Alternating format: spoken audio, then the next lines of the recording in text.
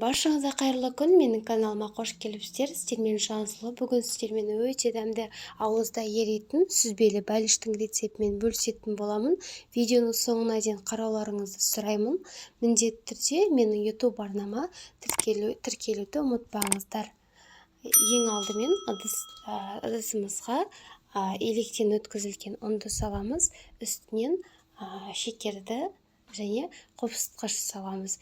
Үй жағдайында еріп тұрған сары майымызды салып, қолымызбен жақсылап тұрып крошка қылып аламыз. Дәл осындай болуы керек. Енді үстінен бір дана жұмыртқамызды қосып, қамырымызды илеп аламыз.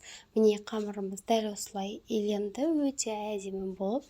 Кішкене тынған қамырымызды дәл осындай ыдысымызға, немесе сізде дәл осындай ыдыс жоқ болатын болса, кәдімгі өзіңіз пісіріп жүрген ыдыстарыңызға дәл осындай қамырды қолмен немесе оқтаудың көмегімен жайып аласыздар.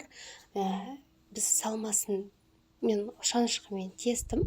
Шанышқымен тесудің не теспеудің қажеті жоқ. Мен тестім.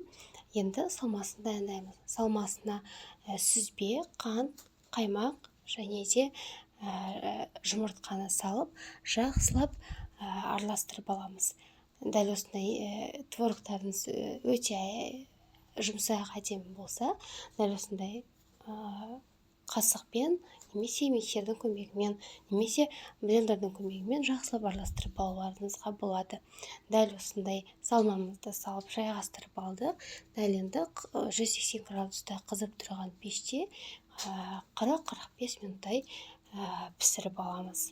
Әрға пешке байланысты міне біздің сүзбелі бәліш дайын болды. Өте әдемі болып шығады. Міндетті түрде кесетін болсаңыз, міндетті түрде бәлішті, пирогты суытып барып кескен дұрыс.